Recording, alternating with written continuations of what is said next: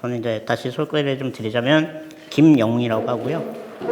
아까 한전하고 관련된 인연을 좀 먼저 설명을 드리면, 한전에서 그 장애인 직원들을 한시적으로 고용을 하는 프로그램을 이렇게 한 적이 있어요. 그래서 제가 약간 그 2014년도에 선거 마치고 그때 또 낙선이 아니라 실패를 하고 기회가 좋아가지고 이제 지원을 했는데, 마침 이렇게 몇 명 뽑지 않는 그 장애인 직원에 포함이 돼서, 그것도 또 기한이 또 한정돼 있다 보니까 굉장히 간단하게 이렇게 경험을 했는데, 오늘 이게 당연히 책을 솔직히 이게 전기와 관련된 이야기라는 거에 대한 사전 정보 전혀 없이, 제가 요새 영화 볼 때 그러거든요. 영화관에 예고편도 안 보고 포스터도 안 보고 그냥 가서 정말 새롭고 생소한 스토리를 바로 그냥 때려 받는 기분으로 이렇게 영화를 즐기는 편인데, 오늘 당연히 책도 약간 그런 느낌으로 서점에 가서 구입을 하고, 여기 와서 지금 한 100페이지가량 있고, 갑자기 발자를 붙잡아서 급하게 리뷰도 좀 보고 했는데, 한전에서 일하면서 들었던 정보들에 대한 내용이 여기 일단 다 나와요. 기본적으로 뭐 읽으셨던 분들이 계시니까 기본 배경을 좀 설명을 하면, 대한민국의 전기 시스템은 뭐 연배가 좀 있으신 분들은 아시겠지만, 과거에는요, 어느 날 갑자기 불이 딱 나가는 경우가 종종 있었습니다. 불 나가가지고 이제 집에서 부모님들이 야, 전기 나갔다 해갖고 양초 같은 거 이제 꺼내가지고 촛불 켜고 밤을 이렇게 보내기도 하고, 그 정도로 전기 수급이 굉장히 불안정했었어요. 그게 이제 각각의 발전소들이 가지고 온 송전으로 끌어와서 도시에 제공하는 선들이 불안정하고, 또 워낙에 도시가 낙후되다 보니까 골목골목에 들어가 있는 뭐 변압기라든가 전선이라든가 이런 것들의 관리가 제대로 되지 않았던 시절이 있었습니다. 이러다가 이제 점점 이제 정권이 바뀌고 국제사회에서 전기 관리에 대한 눈이 좀 넓혀지면서, 이렇게 후진적으로 전기를 관리하면 어느 날 갑자기 정전이 일어나거나 했을 때 굉장히 다양한 경제적인 피해가 있겠다. 가장 대표적인 예로 응급 환자들이 그 산소호흡기 같은 거를 사용을 할 때 정전이 장기화되면은 생명을 잃을 수도 있습니다.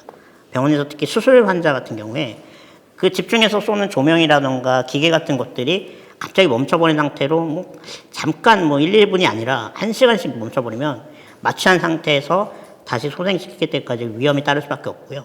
그리고 경제 그 산업 분야에서도 마찬가지입니다. 공장이 가동이 되지 않고, 또 요식업계 횟집 같은 데서도 산소가 계속 주입되지 않으니까 양식업자들도 물고기 집단 폐사하는 그런 피해를 겪게 돼서, 선진국 같은 경우에는 왕왕 이제 전기 산업이 선진화되기 전까지는 이런 문제에 대한 본질적인 고민들이 있었던 것 같아요. 그래서 이제 점점 기술이 발전하면서, 그럼 우리가 전기에 대해서 종합관제 시스템을 갖도록 하자. 그래서 그 등장한 개념이 그리드입니다. 여기 이제 책에는 이제 모는 종이라고 이렇게 굉장히 쉽게 설명이 되어 있는데, 그리드도 모는 종이라는 뜻이죠. 마치 그 바둑판처럼 격자무늬처럼 모든 전기 회선을 연결을 해서 어느 지점이나 어느 발전소에 문제가 생겼을 때 그 부분을 문제가 해결할 때까지 긴급 차단을 하고, 전기를 우회로 돌려가지고 다른 도시에 전혀 문제가 없도록 통합 관리하는 게 바로 그리드입니다. 이 그리드가 그 지역 기점으로 하는 경우에도 있고, 또 국가 차원에서도 하는 경우도 있고, 국가 사이에서 서로 연계해서 하는 경우도 있는데, 여러분 잘 아시다시피 대한민국은 삼면이 바다로 둘러싸여져 있죠. 그래서 유럽 같은 경우에는 만약에 블랙아웃이나 전기 수급이 안 되면은 이웃 국가에서 송전탑에서 전기를 빌려옵니다. 예를 들어서 뭐 영국 같은 경우에는 섬나라지만 프랑스에서 뭐 문제가 생겼다 옆 나라에서 전화해서 프랑스 정상이 우리 지금 전기 급합니다. 빨리 땡겨주세요. 이런 게 다 협약이 되어 있다는 거죠. 근데 우리나라는 삼면이 바다로 둘러싸여 있고, 아시다시피 북쪽으로는 북한이 막혀 있으니까 이 국가와 국가 간의 전기 수급이 가능하도록 되어 있는 협약인 슈퍼그리드 체계가 제대로 작동이 되지 않습니다. 그리고 원전 그 모피아 뭐 이런 얘기들 있잖아요. 그런 사람들이 이 국가 발전 체계 자체에 대해서 효율이라든가 가격 정책 가지고 권력을 가져가려고 하는 그런 성향들을 보수 정권 내내 있었기 때문에, 되도록이면 한국전력 중심으로 해가지고 국가 전기 산업을 독점하려는 그런 경향이 강했습니다. 이게 어떤 영향을 낳냐면요, 여러분들 뭐 송전탑 관련해서 투쟁 같은 거 하시죠. 인구의 대부분 도시에 사는데 발전소는 인구가 적은 그 시 외곽으로 빠져나가게 됩니다. 여기서 고용량 발전을 해가지고요, 고압의 송전선으로 도시로 쏴서 보내는 거죠. 이게 당연한 인식이었고, 이걸로 인해서 지역에서 발전소에서 부산해놓는 뭐 매연이라던가 여러 가지 폐기물에 대한 피해는 고스란히 그 촌락에 있는 우리 국민들에게 돌아가게 됩니다. 도시 사람들은 굉장히 높은 에너지를 다 소비하면서도 이런 불이익이나 그런 피해에 대해서 눈 감고 있었던 거죠. 실제로 송전탑 근처에 거주를 하면은 아시겠지만 뭐 암 걸리는 거나 뭐 백혈병에 걸리는 확률이 높아진다거나 이런 피해들이 계속 있는데 지역에서 그런 발전 피해들이 계속 있는 것들을 몇십 년 동안 계속 방치하면서 해왔던 것들이 한국의 전력산업의 문제였습니다. 자, 그래서 그리드 체계로 전환이 되면서 한국전력이 이걸 좀 더 체계화하고 중앙통제화 시키자라면 이 정책이 국민의 정부 시절에 각 정부 부처를 지방으로 보내는 정책하고 맞물려 가지고 뭐 예를 들어서 해양수산부는 부산으로 보내자, 뭐 이 한정 관련된 거는 나주로 보내자 이런 식으로 해서 정부 중부처가 전국으로 분산되게 됩니다. 제가 근무했던 2014년도에 한전이 나주로 가기 전이었어요. 본사가 나주로 가기 바로 전이고 그해 아마 가을인가 겨울에 한전이 아마 나주로 갔을 겁니다. 만약에 이렇게 중앙에 있던 전력의 본부가 전라도 나주로 가게 되면은 거기가 핵심 센터가 되는 겁니다. 마치 그 게임에서 핵심 본부에 자원이 다 붕괴되듯이 그쪽이 셧다운이 되면은 전국에 있는 아무리 그리드라고 해도 이런 것들이 마비가 되는 거죠. 이 책의 그 저자께서는 처음부터 그 문제점에 대해서 약간 책의 소스로 파고들었던 것 같아요. 만약에 대정전 사태가 일어날 경우에 국민 경제에 굉장히 심각한 타격이 되고 또 대도시 같은 경우에는 기능이 완전히 마비가 되니까 이런 것들에 대한 본질적인 고민을 갖고 있는 실무 담당자들이 서울시장이라는 여기 굉장히 행정적인 실무력이 좋은 지자체장과 협업을 해서 적어도 서울의 전기만큼은 서울에서 발전을 해서 소비를 하자라는 아이디어를 내고 바로 이 당인리를 통해서 그걸 실현시키는 작업을 진행을 합니다. 여기에 이제 투입된 사람들은 웬만한 재난 영화에서 주인공들이 그렇듯이 주된 세력에서는 약간 도태되어 있거나 이렇게 밖으로 밀려난 사람들이 이 안에서 주인공이 돼서 그런 활약들을 합니다. 당인리의 그 시스템을 만들면서 여러 가지 한국의 전기 수급 문제에 대해서 지적을 하고 있는데요. 아까 제가 잠깐 모두에 설명드렸던 그리드 시스템이 어떤 문제가 있냐면요. 과거에 그 대선 때 허경영 후보가 나와서 이런 얘기를 한 적이 있어요. 전국에 있는 발전소가 갑자기 셧다운 됐을 경우에 이걸 우리가 어떻게 감당할 수 있겠느냐. 거기에 대한 아이디어를 낸 사람이 있는데요. 제가 좀 기억이 잘 안 나는데 그 높은 고층 빌딩 지하에는 자가 발전 시스템이 다 있습니다. 만약에 한국전쟁처럼 위사 사태가 발생을 하거나 폭탄 같은 게 떨어질 경우에 전력 수급이 다 끊기잖아요. 그럼 주요 그 건물에서 지하 발전기를 자체 가동을 해서 그 해당 건물에 비상 발전을 할 수 있도록 되어 있습니다. 그러니까 이게 예를 들어서 핵발전소나 석탄 화력발전소에 있는 전기를 끌어오지 말고 건물 자체에서 자체 발전을 통해서 수급할 수 있는 충분한 정렬 생산이 가능하니까 아니 그러면은 지금도 그걸 할 수 있지 않겠느냐라고 총체적으로 계산을 해보니까 발전소가 굳이 필요하지 않다라는 결론에 도달하게 됐다는 거죠. 이제 이름이 기억났습니다. 조경태 의원께서 그 얘기를 하셨어요. 그래서 그때 당시에는 아무도 그런 것들에 대해서 귀를 기울이지 않았어요. 이 책의 저자와 주인공들은 거기에 꽂혀가지고 실제적으로 액션을 진행한 자치단체장과 당인리에다가 발전 설비를 20%를 소화할 수 있도록 만듭니다. 근데 이 책의 중반을 넘어가면서부터 실제로 그 블랙아웃 사태가 일어나고 결국에는 그 희망이자 유일한 그 회생 기회라고 봤던 당인리가 마지막 보루가 돼서 다시 전국에 있는 전기 시스템을 회복해 나간다는 내용을 담고 있습니다. 이 그 책에서 우리가 가장 본질적으로 꿰뚫어 봐야 될 거라고 생각하는 건 저는 이렇습니다. 이게 꼭 전기의 문제뿐만이 아니거든요. 제가 한전에서 근무하면서 그리드에 대한 체계를 공부를 하고 또 실제적으로 한전 시스템에 대해서 비효율적인 에너지 체계를 보면서 이게 정말 국가적인 굉장히 거대한 뭐라고 할까요? 그 카르텔이 있구나라는 걸 느꼈어요. 원전이든 뭐 풍력이든 조력이든 각각의 그 발전 산업계마다 자기 지분들이 있더라고요. 그게 또 지자체장이라든가 지방의회 권력들과 결탁이 돼 있거나 지방의 지주라고 이야기하는 사람들하고 연결이 돼 있는데 암묵적으로 그게 인정이 되고 있는 상황이고 뭐 오늘 어젠가요 이재명 시장이 갑자기 이제 그런 이야기를 하셨어요. 나라장터랑 더 이상 거래를 안 하고 경기도 자체적으로 이제 조달 시스템을 만들겠다. 네, 그런 문제점들이 거대한 카르텔의 일부라고 생각을 하거든요. 솔직히 전기도 마찬가지입니다. 우리가 그동안 외면해 왔던 송전탑 근처의 주민들의 피해, 그리고 대도시에서 무분별하게 사용하고 있는 전기, 이런 것들이 항상 우리가 체감하고 있음에도 불구하고 문제가 있다, 내지는 바꿔야 된다라고 이야기한 사람이 그동안 없었던 거죠. 그래서 아마 우석훈 저자께서는 그런 문제점들을 우리가 같이 고민해보자는 차원에서 책을 냈을 거라고 생각을 하고요.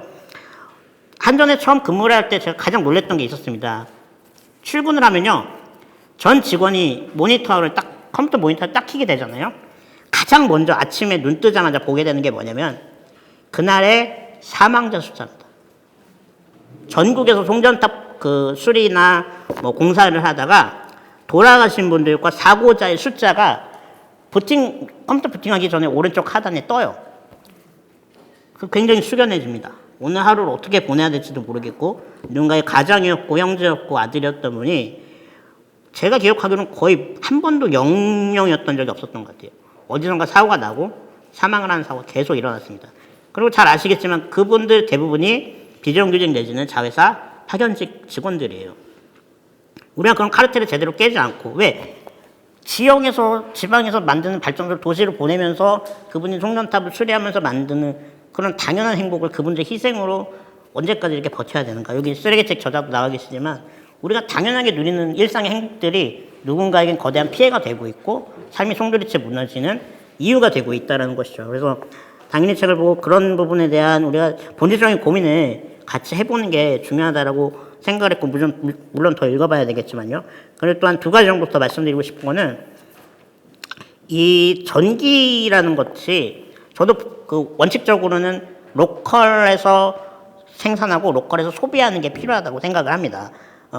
앞전에 저희가 독서 모임을 할 때 외국의 사례를 이야기하면서 에너지 재생산을 계속 하는 게 있어요. 예를 들어서 쓰레기 같은 것들을 소각을 해서 열병합 발전을 하고 지역에서 그런 것들에 대한 전기를 배급을 하고 소비를 할 수 있도록 해서 혐오쓸 수 있는 쓰레기 소각장을 문화시설로 병합해서 만들어 놓고, 또 일본 같은 경우에는 복합 주거단지로 같이 조성을 해서 운영하라고 이렇게 할 수 있기 때문에 발전시설도 솔직히 그렇게 하고 있는 선진국들이 존재하거든요. 가능도 하고. 그리고 점점 더 깨끗한 친환경 에너지, 신재생 에너지들이 개발되고 있습니다. 그래서 그런 부분들에 대해서 도시에서 우리가 이게 혐오시설이나 기피시설이나 어떻게 서울에 석탄발전소를 만들어? 라는 그런 편견과 차별들을 정부 입안 당국자들이 적극적으로 설득을 하고, 이렇게 소설이 아니라 실제 현실이 될 수 있도록 움직이고 또 같이 소통하는 그런 기회들이 많아야 된다고 생각했던 게 첫 번째고요. 두 번째는 이렇습니다. 우리가 언제까지 이렇게 이상적인 정책이라던가 아니면은 당장 알고 있는데 그냥 누군가는 하겠지라고 미뤄두면서 꼭 필요한 일들을 미뤄둬야 되는가. 제가 오늘 만약에 당연히 이거를 보지 않았더라면은 6년 전에 했던 고민을 다시 상기하기 어려웠겠죠. 그리고 이건 어떻게 보면 또 소설로 남아있기 때문에 뭐 국회의원이라든가 아니면은 행정 관련된 관료들이 이거에 대해서 자각을 하고 액션을 하지 않으면 결국엔 또 몇 년씩 묵혀가지고 이런 썰을 이야기하는 사람도 있었지 하고 넘어갈 가능성이 있습니다. 그래서 당연히 책을 보고, 물론 저자 대신에 갑자기 이렇게 자리를 잡아서 15분 만에 후다닥 이야기를 하게 됐지만, 꼭 말씀드리고 싶은 것은 우리가 정말 필요로 하고 당연하다고 생각하지만 당연하지 않은 것들을 당연하게 만들기 위해서 귀 기울이고 소통하고 이렇게 소중한 시간 내서 같이 고민하는 노력들 꾸준히 만들었으면 좋겠다는 생각입니다. 감사합니다. 말씀을 해주셨어요. 저도 제가 그냥 이 책을 읽으면서 느꼈던 거는 전반적으로는 더 커지려고 하는 흐름이 있는가 하면 쪼개지는 흐름이 있잖아요. 이게 뭐 아까 말씀하신 슈퍼그리드화되는 경향이 있고 그게 효율적이니까 그 방향으로 가자라고 생각하는 사람이 있을 거고, 이거를 완전히 마이크로 그리드까지 개인이 이걸 생산하는 단계까지 가자라고 하는 마이크로한 이 개인 분산형이 있을 거고, 실제로 그렇게 하는 나라들이 예를 들면 독일이나 뭐 덴마크, 풍력. 제가 세계 여행을 한 2년 반 하면서 일본에 가서 깜짝 놀랐어요. 구주마키 마을이라고 하는 곳에 갔는데 거기는 100% 마을에 전기를 다 생산해요. 분 단위의 마을인데 100% 생산하고 남는 건 전력을 또 팔아요. 이제 그렇게 해서 아예 그냥 자생 에너지로 그냥 가더라고요. 그래서 그런 사례들을 보면서 우리나라도 이렇게 하면 안 될까? 이제 그런 생각을, 그때는 이런 이제 총합적인 어떤 생각이나 이런 것들이 없었기 때문에. 근데 이제 최근에 그린 뉴딜이라고 하는 단어가 굉장히 뜨면서 이게 지구 환경을 생각해야 된다. 근데 그 지금 그린 뉴딜의 핵심적인 사항은 에너지를 어떻게 만들 거냐인 거예요. 에너지를 어떤 자원을 통해서 만들 거냐. 자연 자원을 통해서 만들 건지 아니면 땅속에 파묻혀 있는 석유 이런 것들을 통해서, 석탄 이런 것들을 통해서 만들 건지. 그래서 지금 그 지구 전체에서 대논쟁이 그 에너지를 어떻게 만들 것인지에 대해서 붙어 있는 상황이고, 그 시점에 지금 이 책이 나온 거예요.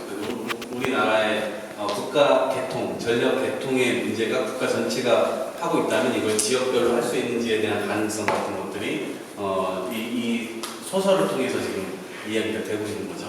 그래서 이런 이야기들 혹시 또 뭐 질문하실 거라든지 아니면 지금 제가 이야기한 것처럼 뭐 어떤 생각이라든지 이런 것들 이야기하실 것들 있으시면 편안하게, 혹시 자기가 여기서 답을 주실 저자분은 없기 때문에 어떤 본인이 의문이 들었던 부분, 그것도 말씀해 주셔도 됩니다. 마을이 작죠. 우리나라에 8,000분 정도 뭐 이렇게 군 단위로 보시면 돼요. 그리고 이게 산이 높고 그 산 위에 풍력비가 쫙 이제 펼쳐져 있고, 네, 그리고 마을에는 곳곳에 학교 운동장, 뭐 그 마을 공터 이런 데는 거대한 태양광 설치되어 있고요. 네. 그래서 그거를 마을 주민들과 함께, 그 구청장도 거기 군수라고 해야 되겠죠? 그 군수도 어쨌든 그거를 마을 사람들하고 같이 논의해가면서 그걸 만들었고, 한국에서도 코로나 이전에는 어쨌든 그 에너지나 이런 자연환경, 그다음에 에너지를 어떻게 해야 되는지에 대한 고민을 갖고 계셨던 분들은 그럼 그 마을을 자주 가셨던 것 같아요. 제가 가기 전에 이미. 네. 저도 당연히 말해서 재밌는 이 개인적인 추억이 있어갖고 오늘 이렇게 된 김에 말씀을 좀 드리면, 그 제가 국회 출입기자를 처음 했을 때가 2008년이거든요. 기자가 2007년에 됐는데 2008년에 총선 끝나고 처음으로 당선자들이랑 이제 만찬을 하기 시작하잖아요. 그때 제가 누구랑 밥을 먹었냐면 초선으로 당선된 강용석 의원하고 먹었어요. 강용석 의원이 마포잖아요. 그래서 그 담임이 거기가 자기 지역구였던 거야. 근데 그때 강용석 의원이 저희 출입기자들한테 뭐라고 얘기를 했었냐면, 그때 뭐 저희도 막 기자 됐으니까 막 이제 막 20대 후반부터 젊은 기자들인데 그러는 거예요. 그 당임리 근처에 집을 사라고. 왜냐하면 이 당임리가 일제시대부터 있었던 화력발전소잖아요. 그러니까 그 당시에 이 합정 그 지역이 엄청난 혐오시설이었던 거예요. 그래서 본인이 국회의원으로서 임기 중에 어떻게든 이 당임리 화력발전소를 철거시킬 거다. 대체 부지를 찾아서 서울 밖으로 내보낼 거라는 거죠. 서울 밖으로 내보내고 나면 그리고 거기에 공원을 짓겠다는 거예요. 공원을 짓고 아파트가 올라가는 거지. 그러면 이제 앞은 리버뷰, 뒤는 파크뷰. 그래서 이제 그때만 해도 이 당임리 인근이 굉장히 좀 동네가 안 좋았어요. 허름하고. 그래서 주택이 1억 원 정도로 집을 살 수가 있었어요. 1억 원 정도로 뭐 아파트는 아니지만 빌라 같은 거. 그 당임리 쪽에 이제 저층 주택들이 많이 모여있고, 밤되면 되게 어둡고, 약간 좀 다니기 좀 무섭고 막 그런 동네거든요. 그래서 이 서울에서 1억 원으로 집 살 수 있는 데가 어딨냐. 그 주택이 좋지가 않아서 실거주는 어렵겠지만 일단 돈 있으면 사놔라. 그러면 자기가 요즘에 어떻게든 당연히 맞춰서 내보내고 여기 부동산 가격 폭등을 시킬 테니 나를 믿고 투자를 해라, 뭐 이런 얘기를 기자들한테 해서, 이 양반 참 특이하다. 아니 국회의원이 됐으면 어떤 법안을 발의하겠다라든가 뭐 어떤 아젠다를 가지고 대한민국을 어떻게 좋게 바꾸겠다든가 뭐 이런 얘기를 해야 되는데, 그게 아니라 굉장히 오랫동안 부동산 강의를 하는 거예요. 기자들 쪽에서. 이 양반 참 특이하다 해요. 그래서 결국 본인이 그렇게 됐고. 근데 이제 저도 이 책을 이번 주에 사가지고 거의 다 읽었는데 끝까지는 안 보고 뒤에 조금 남겨놓고, 일단은 큰 정전을 막는 상황까지는 봤어요. 여기서 투입된 팀들이 어쨌든 이렇게 해가지고 당연히 그 대기는 막고, 서울은 일단 그 전기가 회복이 되고, 근데 이제 아직 경기도나 다른 지역은 회복이 안 된 상황에서, 제가 아무 끝은 안 봤지만 제주도로 갔던 청와대가 다시 서울로 복귀해가지고 뭔가 이 당임리 활동했던 팀을 뭔가 이렇게 그 공을 가로채려고 하는 뭐 그런 시도가 나오는 것 같아요, 뒷부분에. 그래서 이제 그런 것들이 약간 이제 이 저자가 아무래도 그 민주정책연구원 부원장도 하시고 정치에 대한 이해도가 높으신 분이기 때문에 그런 관료사회나 또 정치권의 그 복잡한 어떤 파워 게임, 이게 계속 그런 얘기들이 나오더라고요. 관료들의 어떤 그 이른바 정치적인 고려를 하면서 뭐 인사나 뭐 이런 데서 그렇게 되는 갈등 이런 것들이 묘사가 되는데 어쨌든 강용석이 당인발전소를 밖으로 보내지 않은 건 다행인 것 같고 지금 어떻게 되죠? 당인발전소가? 그거는 좀 누가 아시는 분이 있으면 말씀해 주시죠. 지금 현재 당인발전소가 여기서 말한 이런 상황은 아닐 텐데 그럼 지금 어떤 상황인지도 좀 궁금하고 그 다음에 그런 정치적인 이렇게 결과가 결국에는 마지막에 이게 한 10년 뒤의 상황에서 과거로 회상하는 방식으로 그렇죠. 드라마가 진행이 되잖아요. 그래서 마지막에 어떻게 되는지 저도 끝까지 안 읽어서 어떻게 되는지 궁금하지만 어쨌든 뭐 아직 안 읽어보신 분들이 있으면 그 인간관계에서 오는 아기자기한 갈등이나 뭐 그런 요소도 재밌는 것 같고 이게 뭐 판권이 팔렸다고 들었는데 뭐 영화인가 드라마인가로 만들어지려고 하는 것 같아요. 영화 2시간 정도 영화면은 뭐 가능한 것도 같아요. 그러면 우리나라 영화의 특성상 뭔가 이렇게 연애 라인이 들어가야 되니까. 근데 여기는 그런 건 없어. 다 이분남 이분녀들 얘기라. 모두 씌우그리거나 그래서 뭔가 이렇게 연애 요소를 좀 집어넣어서 극화를 좀 더 재밌게 해야 영화겠어. 마지막에 재밌지 않을까 뭐 어쨌든 그런 생각을 해봤습니다. 감사합니다. 아침마다 이렇게 다치고 돌아가신 분들에 대한 특계가 나온다고 했잖아요. 그거 말고도 그 사무실 한쪽에 커다란 모니터가 달려 있어요. 네. 모니터에 뭐가 있냐면은 우리나라에서 발전을 통해서 전기로 들어오는 계통별 이 그래프가 들어 있습니다. 그래서 하루 동안 전기 예비 전력이 어디에서 유입되는지가 있는데 굉장히 다양한 데에서 오더라고요. 뭐 원자력, 우리가 흔히 알고 있는 원자력, 풍력, 조력, 지열, 또 뭐 재생산되는 태양열이라던가 그다음에 쓰레기 같은 거, LNG도 있고요. 그 각각의 전기 말고도 또 개인 사업자가 생산해서 한전에 판매하는 전기들도 따로 집계가 됩니다. 그런 내용들을 쭉 관리를 해가면서 이것들을 아까도 말씀드렸지만 어느 한 곳이 셧다운 됐을 때 한 8초에서 20초 사이에 빠르게 이걸 연결하지 않으면은 과거처럼 이렇게 정전이 되거나 촛불을 켜야 되는 상황이 걸리는데 이게 점점 이제 IT 시대가 막 도래하고 4차 산업혁명 되고 막 산업화가 진행이 되면서 결국에는 이거를 기계로 전산으로 통제하지 않으면 안 되는 상황이 된 거예요.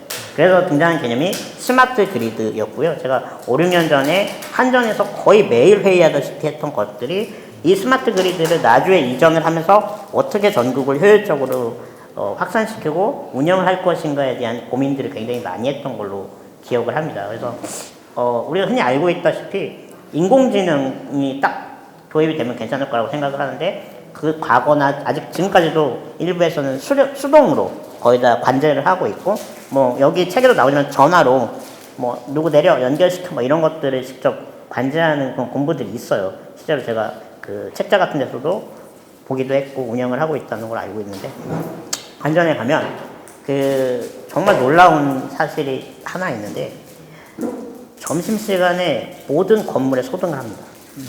제가 일반 사기업에서는 전혀 느껴보지 못했는데 그래서 왜 이렇게 하느냐라고 여쭤봤더니 전기를 만드는 공기업에서 전기를 사용하지 않아도 되는 시간에 전기를 소비하는 것은 너무 아이러니하지 않냐. 근데 그 시간에도 작업을 하는 분들이 계시고 또 막 왔다 갔다 이 회의도 하고 막 하시거든요. 그래서 좀 저는 거기에 솔직히 굉장히 많은 아이러니를 느꼈어요.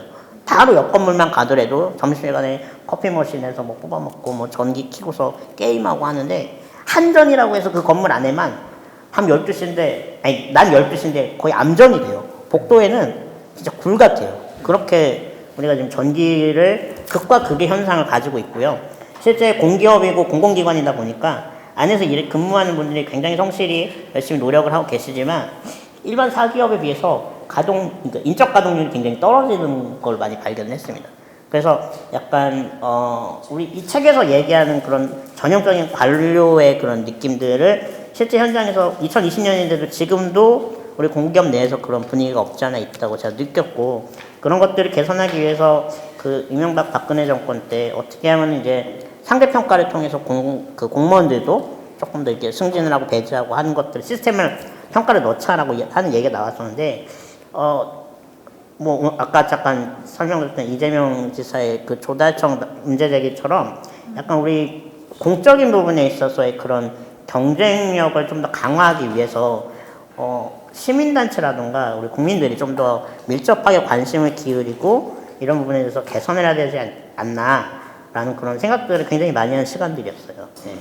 일단 그 스마트 그리드라는 게 아직 체계화가 안 돼 있어요. 그러니까 아까 말씀드렸다시피 수동으로 다 관리해야 되는 그런 약간 후진적인 시스템 체계에 있어서 아직 발전 과정이기 때문에 그러면 그게 후진적인 시스템에 한전이라는 절대 권력이 그걸 컨트롤하고 있기 때문에 거기서 마비가 되면 더 마비인데 이 책에서 이야기하는 9.15 정전 같은 경우에도 실제로 원래 2011년도에 있었어요. 2011년도에 정전이 있었고 예, 대정전이 한 번 있었고 그다음에 작년인가 재작년에도 영등포인가 어디가 뭐 이렇게 뭐가 꺼지면서 통신 KT도 완전 케이블 다 화재 때문에 한번 다 나간 적이 호지가 있었고 다 스탑된 적이 있었어요. 그러니까 여기서는 지진 때문에 어쨌든 다 나가는 걸로 설정이 돼 있는데 화력, 풍력 이런 것들 있잖아요. 이런 것들 바로바로 쓸 수 있는 에너지는 우리가 집에서 식재료를 그 장바구니에 담아서 사오는 거로 한번 비유를 해볼게요. 양파, 마늘 뭐 이런 것들 사와서 그날 먹고 남을 수도 있죠. 남은 것들 예를 들어서 뭐 발효를 시켜가지고 화분에도 주거나 아니면 안 두면 음식물 쓰레기를 썼겠죠. 근데 원자력 같은 경우에는 통조림 음식이라고 생각을 하면 돼요. 결국에는 캔이라는 영구 불변한 쓰레기가 남아요. 가정에서 어떻게 할 수 없죠. 그래서 어딘가를 안 보이게 치워버리지 않으면은 계속 집안에 쌓이는 형식이 되는 거예요. 그거를 인간이 살아가는 공간은 점점 잠식하게 되죠. 그렇지만 먹고 살 수는 있어요. 그래서 어떤 게 깨끗하냐, 뭐 어떤 게 뭐 오염이 더 심하냐가 아니라 이게 장기적으로 봤을 때 지속 가능한이라는 워딩이 계속 나오는 이유가 결국에는 식재료나 이런 것처럼 지금 먹고 어떻게 우리가 효율적으로 소모하느냐 내지는 먹더라도 언제든지 꺼내 먹을 수 있고 편리하게 먹을 수 있고 저렴하게 먹을 수 있지만 통조림 껍데기라는 영구 불변의 쓰레기를 계속 우리가 가지고 갈 것이냐. 그래서 선진국에서는 이거를 뭐 달로 보내자, 태양으로 보내자 이런 것들이 있는데 그게 왜 현실화가 안 되냐, 왜 바다에 자꾸 묻느냐.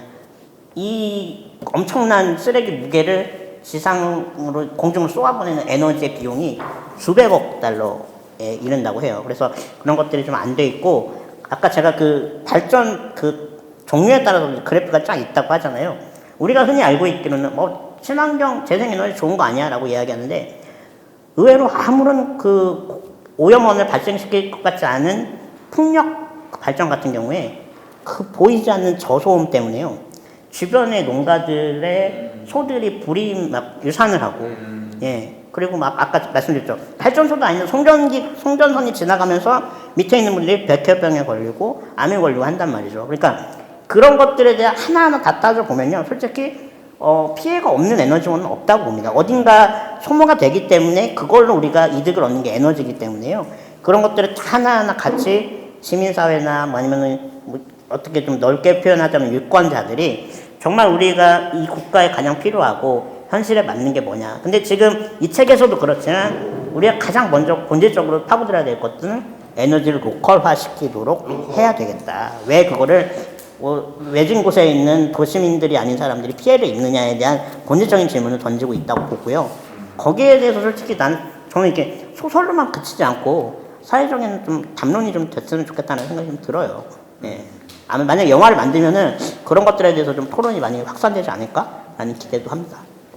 또 전문적으로 알진 못해서 근데 이제 그냥 그거는 이제 그냥 선택의 문제는 아닌 것 같아요. 이게 그냥 기호에 따라서 근데 그거는 어떤 에너지가 최대한 친환경적인지는 뭐 연구 자료가 확실히 나와 있는지 모르겠어요. 근데 제가 여행을 하면서 아이슬란드 같은 나라는 100% 재생에너지 다 사용하더라고요. 네. 다른 에너지를 쓰지 않아요. 자동차에 들어가는 석유만 쓰고 나머지 그 나라에 필요한 전력은 모든 걸 다 지열로 사용합니다. 네. 근데 그건 축복받은 나라죠. 네. 그런 지열이 있으니까. 그래서 그 지열을 통해서 발전을 하고 그 도시의 에너지를 공급하고 그렇게 하더라고요. 그래서 그거는 그 자연 환경이 가지고 있는 약간의 특색 이런 것들이고 또 제가 사막에 가니까 그 두바이에 가니까 두바이 옆에 아부다비라는 곳이 있잖아요. 거기는 저 사막에 엄청난 태양광 단지를 쫙 이제 깔아놓고 그 전력을 이제 공급하겠다라고 하는데 그 마스다르 시티라고 하는 스마트 시티를 지어놓고 거기에 태양광 이걸 해놓고 전력을 공급받는데 받아도 10% 정도에서 20% 이 정도밖에 수급이 안 되는 거예요. 태양광으로. 그러니까 100%라는 건 안 되는 거죠. 결국엔 다른 전력을 통해서 또 공급을 받고 있었고, 특히나 사막에다 깔아놓으면 엄청나게 효율이 좋을 것 같잖아요. 근데 이게 사막의 먼지가 말라가가지고 태양광 위에 앉기도 하고, 그래서 거기에서는 어떤 연구가 이루어지고 있냐면, 모래가 태양광 패널에 앉았을 때 모래가 밑으로 빠지도록 그런 게 또 연구되고 있더라고요. 네. 그러니까 그 자연 환경에 따라서 결국 달라질 수 있는 문제인 것 같고, 그다음에 네덜란드, 네, 네. 몇 년도 정도? 그게 뭐 작년 재작년 얘기죠. 예, 예. 제가 2년 반 동안 최근에 돌았으니까요. 코로나 전에, 직전에. 근데 네덜란드나 이런 데 가니까, 덴마크 이런 데 가보니까 풍력 단지가 엄청나게 또 해안에, 바다에 이렇게 눈에 보이더라고요. 엄청나게 쫙 깔려 있고, 근데 거기를 통해서 이제 또 전력을 받고, 근데 덴마크가 그게 가능한 이유는 바람이 많은 나라여서 가능한 것 같아요. 바람이 많기 때문에. 그리고 세계 최대의 풍력단지 이런 데는 또 캐나다 같은 데 가보니까 뭐 엄청나게 펴있어요. 이게 이 날개가 150m인가요? 그죠? 100m인가요? 네. 높이가 150m고 이 날개가 100m예요. 네. 근데 이게 막 돌아가면서 이걸 하는데, 그것도 이제 그거 100개를 세우면 원전 1기랑 비슷하다 그랬나? 하여튼 또 전력의 효율이. 네. 그리고 풍력 단가는 계속 낮아지고 있고, 그러니까 장기적으로 보면 원전보다 더 저렴하게 갈 수 있다라는 뭐 추정치를 많이 내놓더라고요. 풍력계에서는. 건설 비용은 들지만 한번 만들어 놓고 나면 특별한 추가 에너지 연료가 없이도 굴러가니까. 그 바람으로 그냥 굴러가는 거니까요. 그 아까 말씀하셨지만 원전은 독일도 지금 탈원전 하겠다고 하는 게 아까 말씀하신 대로 없어지지 않는 거거든요. 이게 10만 년이 가도 없어지지 않는다고 하는 거잖아요. 그래서 그게 어쨌든 방사능이 유출되는 순간 인간에게 재앙이기 때문에 그런 거에 대한 위험성, 그리고 나중에 그걸 폐쇄하는 거에 따른 비용, 이런 것까지는 산정이 안 돼 있으니까 그것까지 산정하면 사실상 비싸다 원전도, 이제 이런 이야기들 나오는 거죠. 그래서 기본적으로 에너지에 대한 개념을 좀 가져야 될 것 같은데, 과거의 선사시대 때 에너지의 시작은 뭔가를 소각을 시키거나 연소를 시켜가지고 난방을 해결하고 요리를 해먹고 하는 데서 시작을 했어요. 그래서 가장 최초의 에너지 원이라고 하면 결국에는 화석연료일 수밖에 없습니다. 석탄이 가장 그 나무가 근원적인 그 에너지 원이었고요. 그러다 이제 석유가 발견되면서 이게 열효율이 더 높고 좀 더 유동성이 있다라는 걸로 가져가고요. 그리고 이제 좀 더 이제 과학기술이 발전되면서 원자력이라는 이제 새로운 기술이 발견되고 이게 엄청난 효율이 있다. 근데 결국에는 아까 말씀드렸듯이 막 여러 가지 오염원이라든가 이런 부산물이 있으니까, 그럼 우리가 자연 환경을 기반으로 한 에너지를 찾아보자 해서 만들어진 게 풍력, 태양력, 조력, 뭐 조력도 여러 가지 파력이라는, 그러니까 파도가 치고 하는 게 있고요. 조수 간만의 차이로 해서 만드는 것도 있고요. 또 수력도 있습니다. 댐에서 물이 떨어지는 낙차를 통해서 하는 것도 있는데, 제가 2015년도에 정치연수 차원에서 스웨덴에 방문을 한 적이 있어요. 마지막 날에 그 웨스테르빅이라는 도시를 갔었는데, 거기에서는요, 그 환경에너지 공사의 부사장님이 한국인 여성분이세요. 한국인 여성분이신데 설명을 들었는데, 그 스웨덴에서는 쓰레기들을 수입을 해와서 그 수입한 쓰레기를 소각을 해가지고 그 만들어진 에너지를 가지고 지역을 충분히 다 커버링을 하고 그 외곽 지역까지 전기를 판매를 한다고 해요. 근데 여러분, 바뀐 환경이 있습니다.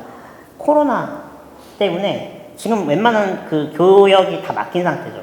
그래서 이런 것들 때문에 뭐 풍력이라던가 태양력 같은 경우는 로컬에서 자체적으로 가능하거든요. 예를 들어서 아까 말씀드린 조력이라던가 그 파력 같은 경우에는 해안가 아니면은 절대 생산은 할 수 없는 상황이에요. 근데 농촌이나 산간지방에서는 풍력 같은 게 가능한데, 이 책 초반부에 그런 게 나와요. 무풍지대. 코로나 말고도요, 우리가 지금 전 지구적인 위기 중에 하나가 기상이변이 있는데요. 옛날처럼 사계절 온난하게 바람이 불거나 이런 것들이 아니고, 바람이 아예 안 불거나 불면은 엄청난 태풍을 동반해서 풍력 발전기를 그냥 뿌리채 뽑아버릴 정도의 그런 기상이변을 인류한테 주고 있기 때문에 좀 더 근본적인 그런 신재생 에너지, 자연 친화적 에너지를 고민하는 차원에서 일본에서 아마 그 태양열하고 풍력을 이야기했던 것 같고요. 태양열 같은 경우에도 지금 어떤 지역에서는요, 일조량이 충분치가 않아가지고 패널을 깔아놓고 그 예를 들어서 예비 전력량이 충분히 충족되지 않아서 방치되거나 애물단지로 있는 지역도 없지 않아 있고, 아까 말씀드렸던 풍력단지도 소음이라던가 아니면은 그 풍력 단지가 예상한 만큼의 바람을 받지를 못해가지고 그래서 심지어는 바닷가 한가운데 꽂아놓는 것도 있습니다. 서해 바다를 가더라도 일렬로 쭉 세워져 있거든요. 근데 가끔 드라이브 가다 보면 안 움직이는 것도 태반이에요. 그래서 그런 것들에 대해서 미래를 예측할 수 없기 때문에 많은 분들이 에너지 담당하는 뭐 전 세계 많은 에너지 정책 담당관들이 이 전망만 가지고는 이게 만들 수가 없다. 그러다 보니까 그냥 막연하게 기대할 수 있는 풍력, 태양력 이런 거 가지고 최소한의 오염도로 지역 전기를 커버링하자라고 해서 확산되고 있는 것 같아요. 제가. 커다란 빌딩 지하 같은 데는 자가발전 시스템이 구축이 되어 있어요. 네, 잠깐 동안만 임시적으로 쓸 수 있게끔 되어 있고 아까 집에서 쓸 수 있는 게 있냐고 여쭤보셨는데 유사시에 전쟁이나 이런 거 할 때 뭐 예를 들어서 핵전쟁이 일어난다 공포에 사라지는 이들을 수요층으로 해서 개발된 제품들이 외국에 많이 있습니다. 그래서 아예 그냥 그 주택 주변에 핵이 10대발이 떨어져도 이 집은 안전하게끔 만들어 놓은 집들을 대상으로 그렇게 자가 발전할 수 있게 돼 있고요. 왜 이게 상용화가 안 되냐면은 대부분의 그 홈 자가 발전은요 운동 에너지를 전기 에너지로 바꿔야 돼요.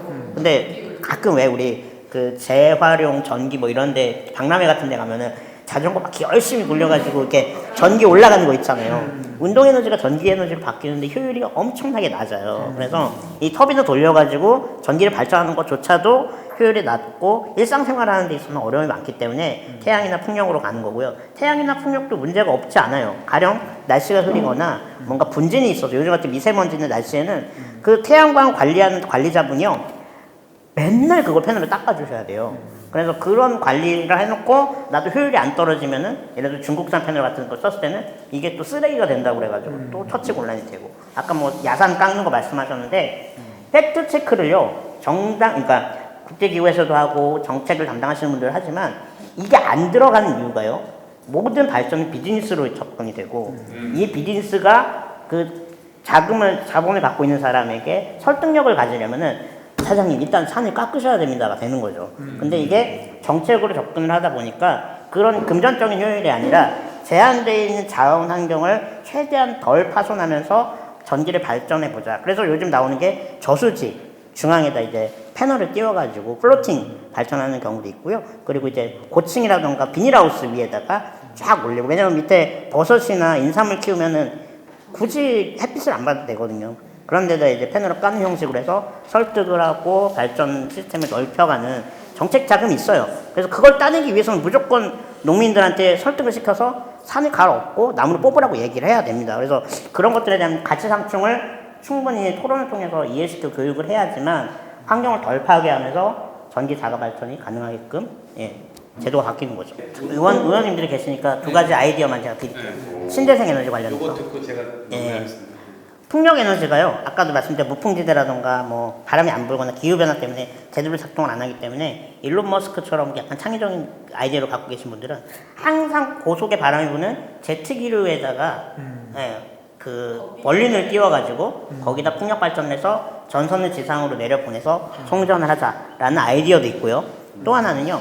고속도로처럼 항상 자동차가 다니는 밑에 노면에다가 그 전기 발전 패널을 쫙 깔아가지고 거기에 적어도 가로등 전기 정도는 그런 도로에서 충족을 하자라는 게 있어요. 그래서 아까 제가 베스테르빅 사례를 들려드렸던 것처럼 기존의 다양한 아이디어들을 접목을 해서 에너지 생산할 수 있는 것들은 정책 위반자의 몫이고 그런 것들에 대한 자료를 많이 수합을 해서 공상과학 같지만 실현 가능하게 많으니까 액션을 많이 하시면 좋겠어요. 문제는 뭐냐면요. 아까 막 파리 협약 그런 거 얘기하셨잖아요. 이 구체적인 약속들은 굉장히 다수가 상존해 있어요. 뭐 이산탄소 배출권에 관련된 그런 거래 협약도 있고요. 그래서 그런 것들은 이상치에 거의 다 가깝게 되어 있어요. 최근에 그레타 툰베리가 당신네들이 지금 행동하지 않으면 우리의 미래가 없다라고 경고를 했던 것처럼 누군가는 그렇게 액션을 하지 않으면은 인류 공동체 전체가 지속 가능하지 않다라는 거에 대한 그 시그널을 계속 보내고 있고 거기에 대해서는 국가 지도자들이 다 알고 있어요. 그리고 거기에 맞춰서 각국 정부는 정책을 좀 맞춰야 되겠다. 어젠가 그래요. 문재인 대통령께서 ILO 협약을 좀 더 우리 충실히 따라가겠다. 그거는 거의 한 30년 전부터 계속 얘기가 나왔던 거거든요. 국제노동조약은 당연히 따라가야 된다. 가입이 되어 있는데 액션을 안 해요. 장애인 인권 관련된 것도 마찬가지입니다. 우리가 지금 그 권리 협약이 다 되어 있거든요. 근데 안 해요. 안 해도 그냥 그만이라는 거죠. 그러니까 뭐 필요성을 느끼는 것처럼 저도 그런 게 세금이 들어가서 국제적인 기준에 맞추는 게 좋겠다고 하는데 가장 최근에 미국의 트럼프는 우리 안 해 하고 나가버렸죠. 그래서 좀 슈퍼 그 네이션 국가들이 그런데 선도적으로 끌고 가고 개발도상국들은 불가피하게 하고 있지만은 뭐 일부 국가에서는 그럼에도 불구하고 탄소 배출권을 감소시키려고 많이 노력을 하고 있단 말이죠. 특히 코로나가 효자 노릇을 많이 했어요. 엄청나게. 그래서 그런 것들에 대해서 우리가 정부에 일단 예민할 필요가 있다. 왜냐면은 우리가 그냥 아까 팩트체크 누가 합니까? 가짜뉴스 너무 많습니다. 이런 얘기를 하니까 정부에 예민할 필요가 있다. 두 번째는 거기에 대해서 우리가 팩트체크를 하는 팩트체커들에 의존하지 말고 스스로 정보에 대해서 신빙성이 있는지 찾아보려는 노력, 스터디하려는 노력이 필요해요. 오늘 여기 오신 것도 그런 거에 대한 노력의 일환이라고 생각을 하고요. 항상 감시를 하면 우리가 거기에 들어간 돈이 잘 쓰이는지 안 쓰이는지도 우리가 자신 있게 인지할 수 있다고 생각을 합니다. 사회생활 두 번째 직장 생활을 할 때 쇼핑몰, 동네에 있는 쇼핑몰에 취직을 했거든요.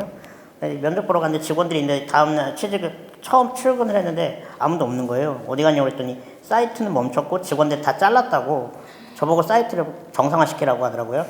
일주일 동안 모든 아는 사람들 다 총동원해서 파고 알아본 게 뭐였냐면은 어마어마한 홈쇼핑 그 사이트 코딩 중에 점이 하나가 들어가 있었던 거예요. 콤마 하나가. 근데 그 점 하나 때문에 사이트가 올스톱이 돼서 물건을 못 파는 거였거든요. 솔직히 전기라는 거 우리가 그냥 숨쉬는 공기처럼 맨날 쓰는 건데 여러분 어젯밤에 정전이 됐으면 저는 이거 타고 여기 못 옵니다. 그냥 우리 아까 뭐 병원에 계신 분도 그렇지만 정말 우리 삶과 굉장히 밀접하고 그런 작은 점 하나 때문에 모든 게 바뀔 수 있는 거잖아요. 아마 작가님께서 그런 경각심을 주기 위해서 책을 썼다고 생각을 하고요. 오늘 자격이 안 되는데 이렇게 좋은 자리 허락해 주셔서 감사합니다.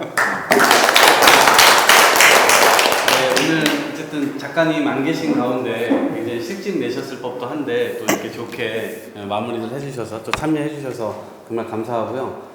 저는 개인적으로 그 제가 2월 말에 쓰레기책이라고 하는 제목의 책을 냈는데 이게 에너지하고 연결해서 고민을 좀 해봤거든요. 어쨌든 쓰레기 문제는 아까 말씀하신 대로 생산하면 어딘가에 누적되는 문제이기 때문에 결국 해결을 해야 되는데 이게 지금 해결이 안 되고 있는 상황이잖아요. 그래서 이거를 저는 어쨌든 소각장을 더 지어야 된다. 안전한 소각장, 사랑받는 소각장. 그래서 그걸 통해서 에너지를 도심에서 일정 부분 그걸 커버하는 방식으로 우리가 도시 문제를 좀 해결하는 방법으로 좀 생각을 해봤고 그게 그린 뉴딜로 좀 이렇게 같이 첨부될 수 있지 않을까 이런 이제 고민들도 좀 계속 해보고 있고요. 그래서 그게 어쨌든 비용이 또 많이 들어가는 문제인데 어쨌거나 처리하는 비용 대비 이것을 이 소각장을 통해서 또 에너지를 만들어내는 부분까지 고민한다면 조금 이게 좀 더 플러스가 있지 않을까 이런 생각도 좀 해봤고요. 그래서 에너지 관련된 책을 읽다 보니까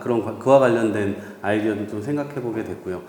생활정책 포럼을 저희가 어쨌든 오늘 뭐 어쨌든 유익하게 들어주셨는데 계속해서 저희가 달에 한 번씩 혹은 2달에 한 번씩은 계속 진행하려고 하니까요. 그래서 관심 가져주시고 생활정책연구원에 조만간 저희가 직원도 뽑습니다. 그래서 직원도 생기면 조금 더 풍성하게 이런 자리들을 시민들과 함께 대화할 수 있는 자리, 정책 대안을 만들 아이디어를 좀 나눌 수 있는 자리, 그리고 이렇게 의원님들께서 참석해 주시면 그것을 현실에서 반영할 수 있는 데까지 연결하도록 이렇게 체계가 좀 완성되면 좋을 것 같아요. 그래서 앞으로도 많이 사랑해 주시고 또 뵙도록 하겠습니다. 오늘 고생하셨습니다.